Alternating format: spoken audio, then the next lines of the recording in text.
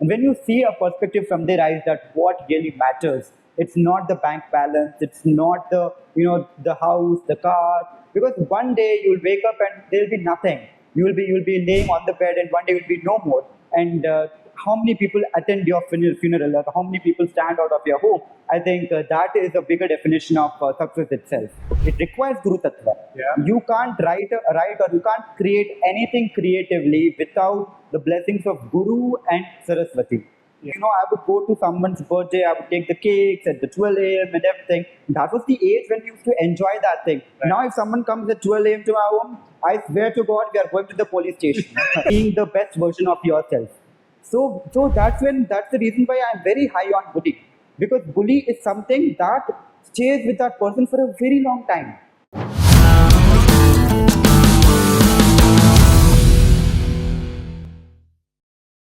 Namaste Namaste. and Jai Jinendra. Jai Jinendra. First of all, thank you so much for being here with us. I am grateful that you invited me on your podcast. I feel humbled and I feel it's my pleasure to be here. You're being very kind, Sanjay. Sanjay, diving right straight to understanding more from you. What has been your life? You are what, 22? Yeah, I'm 22. And you feel, and you're already so accomplished. Yeah. So how do you see your life all about? On a physical plane, I just see that I'm a bunch of organs put together on a physical plane. But on a metaphysical or a spiritual plane, I feel that everything that I'm doing has already been done. Like the things I'm going to work tomorrow morning, it's already been done.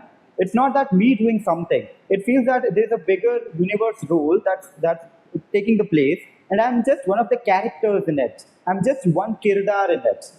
Everything has been done already. So what you are talking today, what I'm going to answer today, has already been done. And with that perspective, I think I find a lot of peace. And the moments when the things are, not detrimental or the things are uncertain, then I think to myself that this has been done already. You just need to take rest. This has already been done. Right. I think that thing, is something that I define myself as a person, that I'm no one.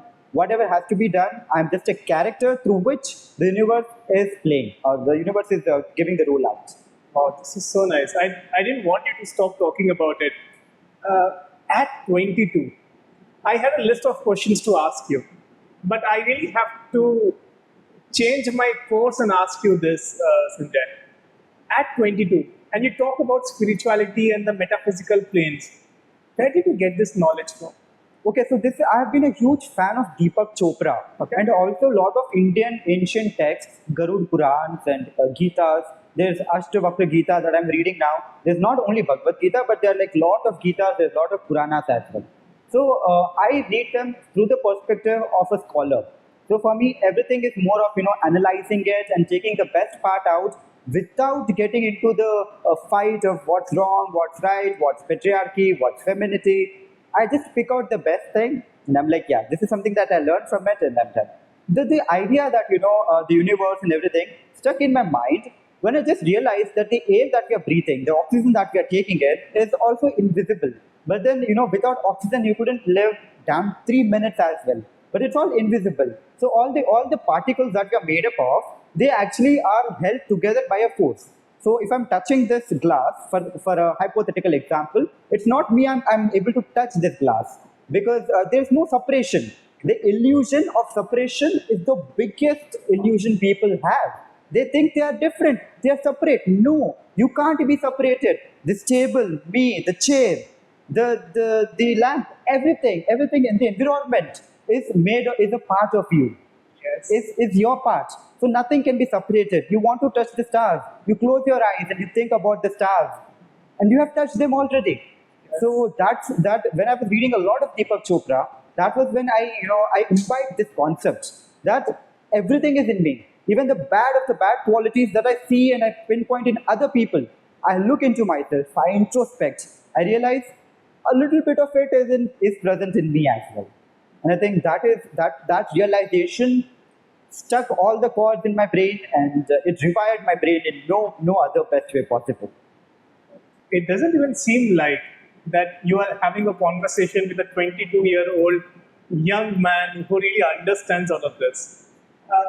So, and then when you are into the real metaphysical life, right, and you have to also work hard, you have to do your own karmas. How do you see to bring that balance of both? For me, I think my work and spirituality is deeply intertwined. I work with people who might not be in existence in the next 20, 30 years. Being very honest about it, they are all 60, 60, 80-year-old people. When I see them, when I look at them, accomplished people who have done great to the society and now they want to leave a legacy through a biographer, when I listen to them, they're words of wisdom. They are not just normal words for looking cool or exaggerating. They are words, they're pearls of wisdom. And when you see a perspective from their eyes that what really matters, it's not the bank balance, it's not the house, the car. Because one day you'll wake up and there'll be nothing. You'll be laying on the bed and one day will be no more. And how many people attend your funeral or how many people stand out of your home? I think that is a bigger definition of success itself. So for me, it has always been in that way. Being with such people, it automatically brings my mind on a very spiritual plane, right? So without spirituality, I think I couldn't work as a biographer because it requires spiritual guru tattva, I would say, to write a book. It requires guru tattva. Yeah. You can't write or you can't create anything creatively without the blessings of Guru and Saraswati.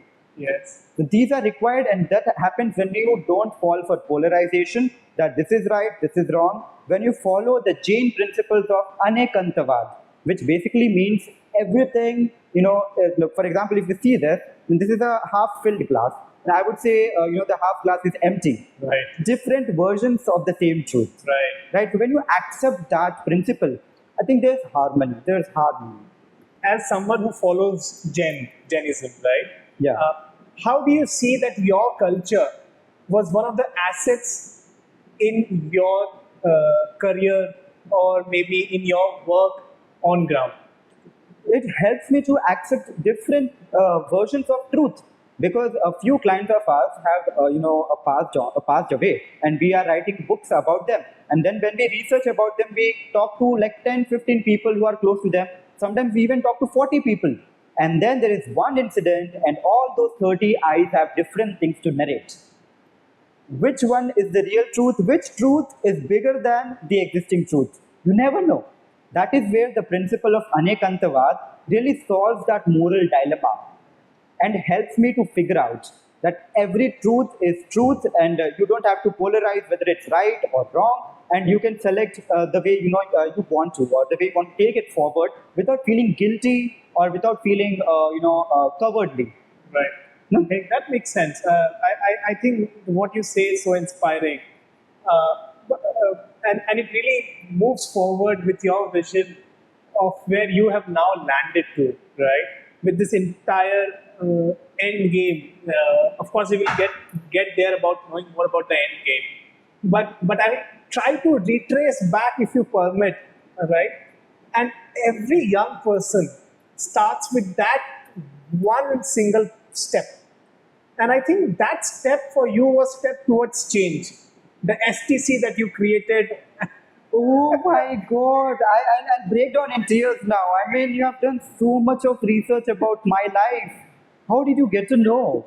I think it is all about, as you said while we are having this uncut conversation, that we have known each other for so many Oh my years. God, I'm in tears right now. I mean, no one actively pointed out that we have worked on an application named Steps with a Step Towards Change. I was working with Saima Khan. She Right. was an activist in Delhi, Right. and we were like, let us do something for the women of the society who are going through domestic violence, who is going through a lot of marital rapes and everything. Right. So we were being a strong voice for the women in order to to ensure that they have their rights or adhikar.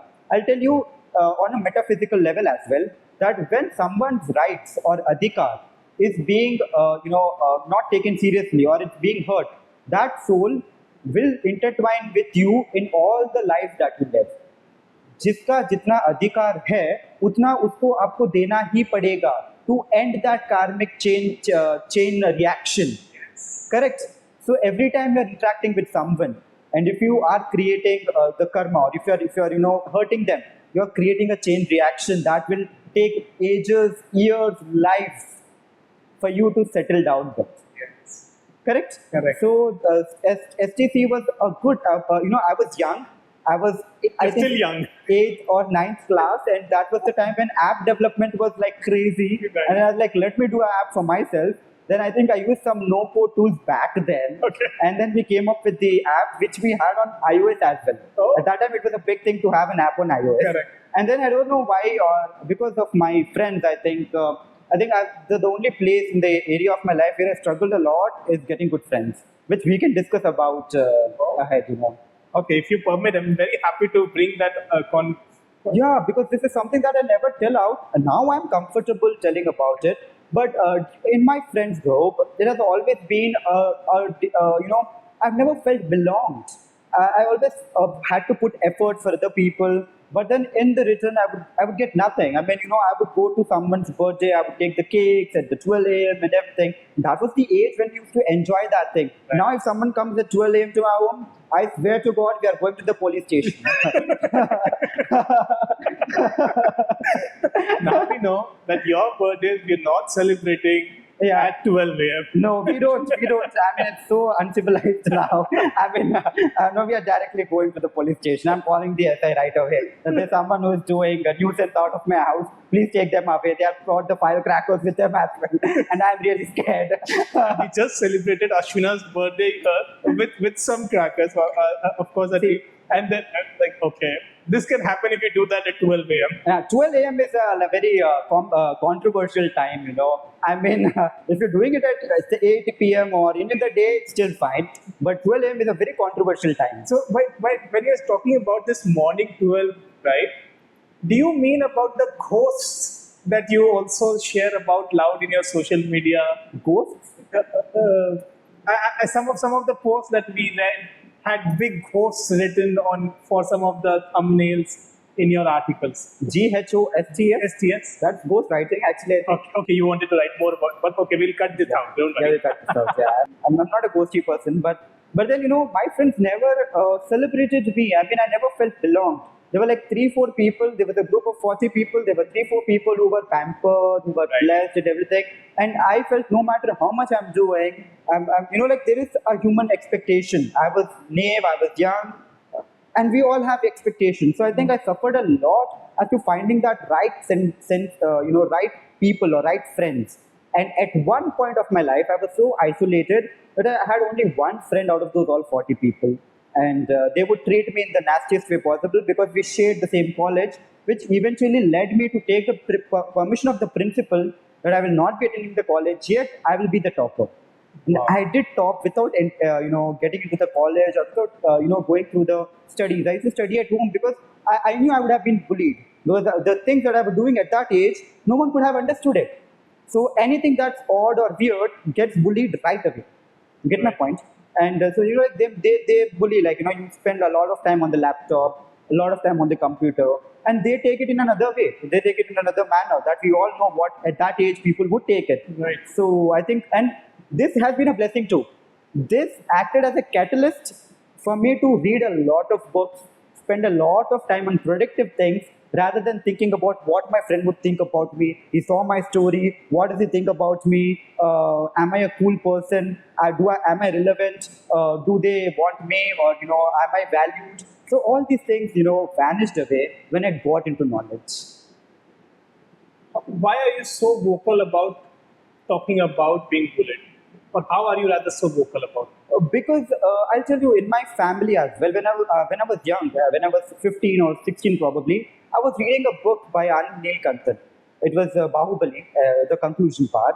And I remember my father taking that book and throwing out of the window and saying, you are wasting your time, you're wasting your precious time. You need to sit with me in the office and you need to learn how to run the estate or the empire or whatever.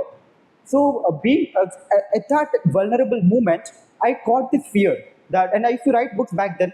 So anytime my uncle or my father would be in front of me, my keypad wouldn't move. I wouldn't be able to write because I was so traumatized with the fear that they might tell something or they might want to hurt me, verbally, or say something that's hurting and that would lead me to, cry or do anything like a sort. So that fear, that bully, that fear and that bully stayed in my mind so much that now a year and a half ago, I realized this with my friend. She's a psychologist, and then we actively worked upon. Ki Sanjay, no, they are not against you. They love you. It's no, it is your past trauma that's trying to stop you from being the best version of yourself. So that's the reason why I'm very high on bully, because bully is something that stays with that person for a very long time. You don't realize it, but then it unconsciously affects you in a lot of decisions that you make. So I'm very high on child growth, child development, and ensuring that the child is given just the right amount of pamper and love, everything at the sort. And that is why you had so much of, I mean, if I may say that, right? You had so much, you got emotional when we were talking about how children and young people of Siliguri contributed for Nepal. Absolutely. For me, it was just a roller coaster ride back in the time when I was struggling, because my parents had a condition. They were like, if you are making your career financially viable, we have some problem with you. But if you're not making it financially viable, we have a lot of problem with you. You can't continue this. And so that pressure, that at that very young age that I was exposed to, at the age of 17, 18, that pressure of making the finances right. I have to earn, then only I'll be able to contribute in the publishing industry. There's no way out. My father's not going to fund my iPhones or my bags or my luxurious spendthrift habits. It is me who's going to do that. And today I'm very proud that I bootstrapped it entirely. Yes. I used to work as a freelance editor. I earned 50,000 rupees. I took it as an investment amount. Then I I rented a place where I could work. Then I hired one person, second person, third person. The industry grew up. We blew up. Now we have 40 people working. Right? Right. Absolutely. And this is very interesting how your life has transformed and rather evolved from step towards change to Engame. Yeah. Right? How did this name come up, Engame? I'm a huge Swiftie. Yeah. I love Taylor Swift songs. And this song, I was like, if this startup works out, it's going to be my end game. Because I had my hands dirty in the app space. I did the YouTubing as well. And I was like, this is my antim opportunity. It's the end game, or else my fate will be sealed. That I'll be sitting at my father's place where he is and how he works for the next 30, 40 years, Right. which I didn't want it. And when you're telling about Taylor Swift, it reminded me on terrace, endlessly listening to her songs. And those two lines are still humming it when we were both young. Oh, yeah. Yeah. Oh, When I love first story. sang Yeah. it. Love story. Love story. And when you see this end game, right? What do you want to achieve out of it? I just want to achieve a chairmanship position. I want to create leaders who handle the company, and I become the face of the brand, and I roam around and give awareness to people. Right. So I want to be the face. Let the other people become the leaders. Correct. We have a group called Guru Tattva on WhatsApp, Right. where we share leadership, wisdom, and learnings and clippings, whatever I read, whatever I listen to. My employees sometimes find it boring, but I'm like, you gotta know, you gotta do this. And when they learn, they understand that, yeah, they need to accept the managerial positions now or later. They need to be independent to make decisions. Absolutely. Earlier, I was a control freak, but now I trust people, because that trust issue I had with my friends, it was inherited from my friends, Yes. the way they behaved with me. So that trust issue slowly we are recovering, and now I'm happy that without my presence, the organization will still be able to do well. Correct. So it doesn't require me being there to, see the sales figures or see the customer representatives. Everything is so set. So my aim is just, to be financially viable with it and let it grow and let it give more employment. Right. I belong to Guntur, a three-tier city. course. You don't find talented people here. Absolutely. And you need to train them. You need to give the right amount of learnings, teachings. You have a goddamn spreadsheet se leke Calendly tak ke courses Correct. for the interns who are joining. Very nice. And we pay them while they are learning as well. कि तुम पढ़ोगे भी, कमाओगे भी, उसके बाद अच्छा package भी लगेगा. Right. So they stay for 2 months. They stay. They learn everything in the office, and then third month they join as employees. Fantastic. So, now we are preparing IDA as well, Engame Institute of Digital Education, which will be only limited to Guntur. My territory is defined for a reason, because I want to hire as many people in the three-tier town as many as possible. Because that gives me a real hope. Because I see a lot of people wasting their time either going through the religious extremism or going through things that are, like love or affairs or anything of the sort. Either way, going to the wrong doings. And I want to ensure that, they have a ample amount of distraction in their life at a very young age, working and, earning as well, having that self-esteem. Women lack a lot of self-esteem in the three-tier towns. They still don't feel confident. Building the confidence in them and letting them know they will be able to earn them. Absolutely. When you say this, it reminds how important it was even for us to be able to bring back Youth of India Foundation in Siliguri and say that we want to do it from here. Of course, Siliguri is so well, it may not be very well recognized. I'm going to make sure that we give that strong presence of identity here. And the way you say it, the way you put it across, it reminds how young people today of this nation are so rooted to the city that we belong. And we want to take that city together. It is not about Sanjay. It is about where you're Born. born. Where the Kohinoor was founded. A diamond in the rough. Kohinoor. And you are trying to take that diamond. Diamonds, I find multiple diamonds every damn day. Right. I see people, who graduate or who are in their third year, second year, they send the resume. I'm like, doesn't matter, you come if you're able to learn, ability of learning is strong. We have something for you. Right. You come, you explore for 2 months here, whatever roles, marketing, sales, customer representation, or outbound research, reaching out, outbound people, any role that you want to try. Come, have that experience. Then you decide which role you want. Absolutely. Get in there. Correct.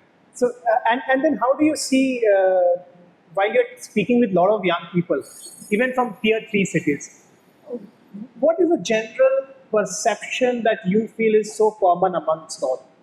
That they cannot do certain things because they are not equipped with that education. They always have this self-doubt in them, lingering all across them, that they are not efficient, they might not be able to do it because they didn't have that education, or they belong to a three-tier college, they don't have the exposure, and 100 other examples of excuses that they give to themselves.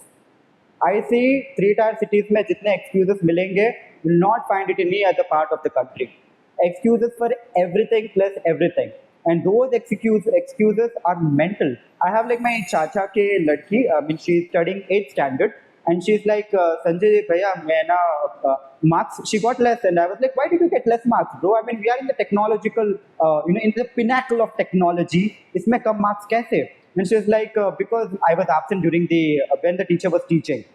She got a good 30-minute lecture from me explaining, we have YouTube, we have ChatGPT, we have every other resource that you want. This is an excuse you're giving to your mind. This is your mental web. Then she realized, and now she never iterates the same. The same problem we find in the office everywhere we go around. Correct. That excuse-giving mentality. Correct. And then excuses become so common. So what is that one message that you would like to give to Youth of India? How to not be able to give excuses? Okay, so here I would like to say something about Arunima Sinha. So she is the first female amputee to climb Mount Everest. She was thrown out of a train. She was wearing a golden chain, and 5 to 6 goons attacked on her, and then she was thrown out of the train, and her legs got chopped. So her left leg was in a very delicate position, and her right leg also was open. And there were mice who were eating the flesh while she was lying almost dead on the railway track. She was taken to the hospital, and then they did the operation without anesthesia. They stitched her right leg without anesthesia, and they operated. They cut her left leg without anesthesia. They stitched it. This woman, belonging to not so financially able family, climbed the Mount Everest. Became the first first amputee female amputee climber of Mount Everest. Now tell me, what's the excuse? Do we have any excuse in front of this? That's it. That's what good books do to you. They don't let excuses to be in your head. And are your books, which you are writing, do that to readers as well? Absolutely, they do. They help readers believe in coincidences. Right. something that we take it, andhadhun, I'm like, chalo ho gaya to ho gaya. But they give them a food for thought. That what if this person wouldn't have sent that letter to that person, Correct. he wouldn't have become a billionaire then. Yes, of course. So I highly focus upon this coincidences and synchro destiny. Absolutely. And that's exactly where we are meeting. Yeah. We call ourselves as coincidental activists.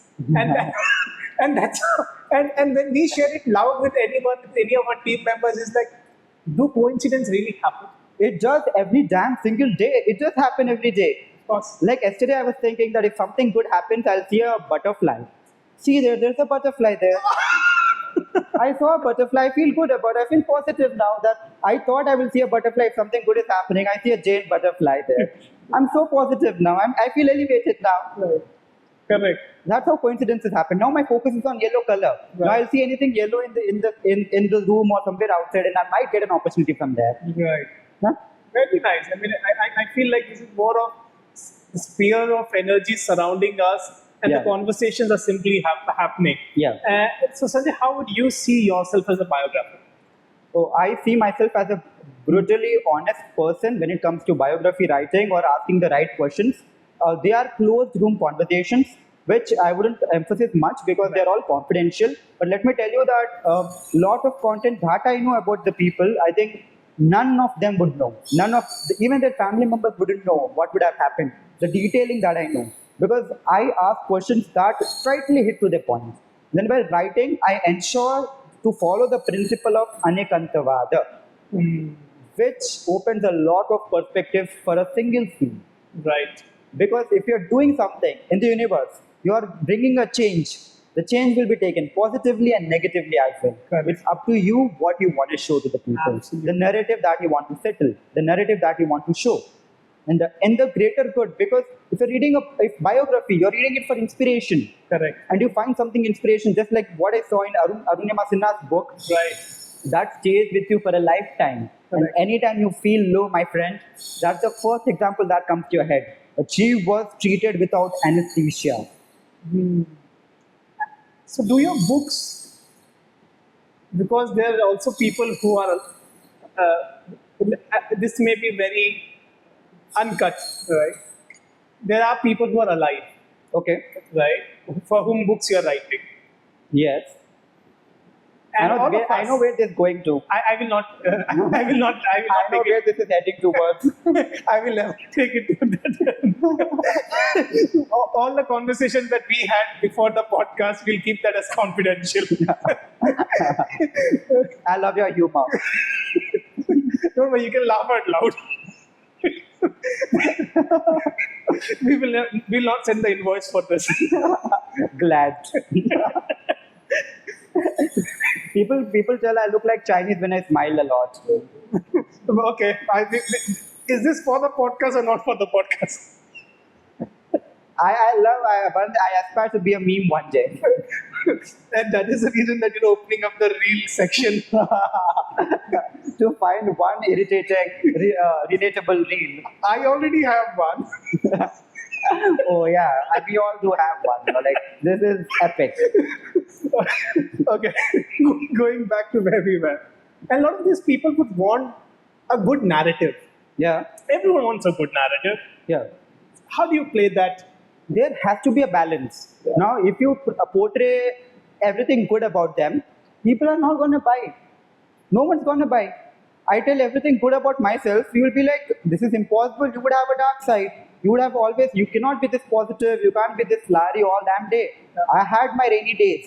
Correct. If I don't speak about those rainy days, everything that I speak about positivity makes no sense. Correct. The same way, there have been dark incidents in their lives as well. Situations where they were forced to act in that manner. In the manner where sometimes they have to compromise their morality, sometimes they have to compromise on their dignity or respect. It happens in everyone's life. It's not that it has happened only with them. In our day-to-day life as well, we also go through such moral dilemmas Right. on a daily basis, actually. So when it comes to that, we maintain a healthy balance of how much is good and how much can be, Correct. set along for the next book or maybe the next part where we can explain that in a better manner. Because some parts of the books If we add the spiritual content, they will all make sense. Correct. And if you don't add the spiritual content, it wouldn't make sense. It would seem bland and it would be illogical. You get my point? So that's how you write a book basically. And how do you see spirituality? Uh, as we breathe air, I see spirituality in the same manner. It's important for everyone to be connected with spirituality, with reading books or listening to Gitas or anything that you want to, anything religious, anything non-religious. But when it comes to religious, I would prefer Gitas, various type of Gitas, or anything that you read. Puranas. No, Puranas are Upanishads. religious texts. Okay. They are into the religious category. Spirituality comes from Deepak Chopra's books a lot. Like if you're a hardcore spiritual follower, then you would know Deepak Chopra. And when you read those books, you realize that everything that's happening in your life, you're not doing it. Correct. It's already done. Tum vishram karo. Nothing to Wow. do. Vishram karo. Bas. It should have been the end message of this podcast. I'm already so relaxed about it, but I'll tell you this. How do you see Engame in the next 5 years? My aims are high, my aspirations are high. We would want to go for an IPO. This is something that is very high for what we are doing currently. I think it doesn't match, but for the next 5 years, I think this is our bigger ambition. And for that, we are working day and night. We have good clients with us by the grace of God. We have almost a lot of people who are readily waiting to invest in our company. We call them and they're like, in 30 minutes, you have the funds with you. You do whatever you want to. We trust you. We trust your soul because we have spent time with you. Whatever you do, you would be successful in that. That Guru Tattva we have. So that is our bigger vision. But then sidelining it, I recently enrolled in PCB, Yeah. physics, chemistry, biology, and I'm going through classes every day in the evening, 8 o'clock to 12 o'clock, because I realized that I want to go for being a doctor. And in the next 10 days, 10 years, I see myself as a neurosurgeon. But one day I sat with my client, and then he was 82-year-old. Then I just sat and I thought, if I'm 82-year-old and if I'm not a doctor, Then would what are that you? be an injustice to my life? Because I'm born to save lives, not to take them. Right? Because I'm a lawyer, I'm doing law currently. So, and then I spoke to my sibling. She said, इस जन्म में तो doctor नहीं लगेगा आपके नाम के पीछे. फिर क्या था? The deal was done. I enrolled myself in NIOS, National Institute of Open Schooling. Correct. I'm completing my law this year. Next year I'm going for 12th, and the next year NEET, and then I might go for the doctor as well. And I would say that you fall into the same category of people who love no's. You take no as a new opportunity, and here you are. I mean, how dare someone tell me Yeah, if जन्म no. में नहीं लगने वाला, I have damn 60 years with me. Right. I'm gonna live a good 60. भगवान की कृपा से I might live. I might be the healthiest genes carrying in my entire ancestry, and I might live a good 80. With the technological advancements, it's obviously possible. So do you feel that there should be someone who should write a biography about you? Maybe I would pen down it once myself, because you know how honest I am. Like we have spoken before the podcast, and you know how Don't unfiltered, remind me that.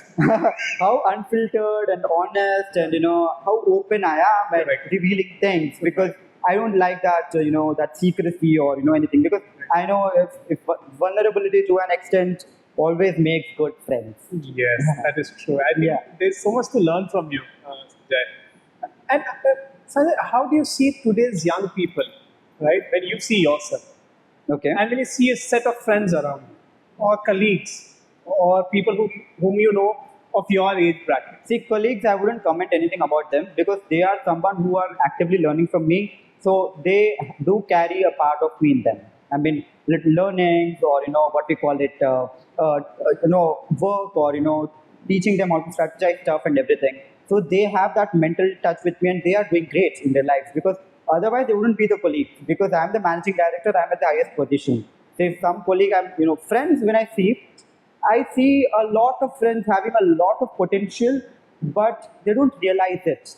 They don't realize it, like each time I have a good business idea, the first thing that I do is I go back to those, not all the 40, but 2-3 of them, and I'm like, ये business idea अच्छा है गुरु, काम करोगे इस पे तो हम पैसा भी देने के लिए ready है, investors भी हम लोग ready कर देंगे, आप अगर आप कर पाओगे तो let us know. And they have so many self doubts. ये होगा क्या, ये कैसे होगा, वो कैसे होगा, and all these things. So I see कि इतने सारे mental reasons है, बहाने हैं जो खुद को दे रखे हैं, that when I see them I'm like, read good books and consume good content. There's nothing on Instagram reels to consume, but don't take it in your head. Yeah. Makes Humans have a natural. I'm extending the time of the podcast, I guess. Absolutely go ahead. Yeah, so human beings have a natural defect, congenital birth defect. We all tend towards negativity when we are not working or not thinking about something productive or something that is important. You keep a human being in a room, giving the best of the best things. You keep him for 6 months. When he comes out, he'll become a madman. The brain is always inclined towards negativity. It is a human birth defect, and the sooner you accept this, the more you know that every sad thing in your life is not actually real. It's illusion. And I've written something about this कि सुख हमारा natural state है, दुख कुछ क्षणों की गतिविधियां है जो हमें और सुख की तरह लेके जाती है. दुख कुछ समय की गतिविधियां है जो हमें और सुख की ओर लेके जाती है. That is our life sometime. So you mean to say this life is all about two things: trying to end that karmic cycle या with whomever you can, wherever Yes. you can. And of course, second is evolution from that state of latent negativity towards a state of highest happiness, which Yeah. you are part of. I think the bigger purpose of this is, making people realize happiness is the natural state and sadness is a temporary state. I think if I get a chance, because I'm planning for the neurosurgery or, becoming a neurosurgeon, because I have this mission in my head. Right. I want to prove it in all the best way possible, because animals don't ask for certificates. Humans do ask for Of course. certificates, right? So I want to prove it on papers and bring papers out that हम लोग खुश रहने के लिए पैदा हुए हैं. तो हमारा नेचुरल स्टेट नहीं है. That spoiling our body, all the organs, the cortisol, how it affects your body. I think that will be a bigger takeaway or the mission that I'm realizing, and it's unfolding slowly. Beautiful. Through writing biographies or through working with people or through talking to people and all. This is so nice. It only makes us more glued to your larger idea and purpose, Sanjay, that we have to stay and see where all of these goes. You are not only ambitious, but you are spiritually grounded. Yeah. You want to fly high, but you want to make sure that your roots are absolutely held strong. And this really brings me to something, to what is a global issue, which we of course call it sustainability. We call it all this that is heading towards. How do you see, as a writer, as a publisher, as someone who can bring stories and tales out of individuals, that individuals who are successful have led a life of humility or a humble life? This reminds me of a incident that happened with Sadhguru. Okay, so Sadhguru was asked a question that how do you want the next generation of people to remember you as? Sadhguru says, I don't want them to. I want them to live a life so satisfying and peaceful that they don't have to remember me. That is something that starts the practice of sustainability. We all are trying our best to leave the carbon footprints in a mental, in a psychological, in the digital era. You post your Instagram, you post your stories. What is that? That's also the footprint that you want to leave behind. Absolutely. Lot of footprints on the planet. Absolutely. And there's this idea or the inception of sustainability as to, is this a really sustainable practice? Then comes the part of our responsibility as humans to ensure the earth is as safe as for other beings as well as it is for us. Because a lot of philosophies talk about this thing that it takes 84 lakhs rebirth, to become a human again. So I hope you get where I'm pointing this to, that if you are making lives miserable for other organisms or other beings or hurting them by polluting the soil or by polluting the grass or by using excessive pesticides or trying to milk the cow way beyond their capacity, you will be treated in that manner one day, because the soul, you don't remember when you took the birth. People told you took the birth. You don't remember that you were out of the womb of your mother. It was people who told, this is the date, this is the time.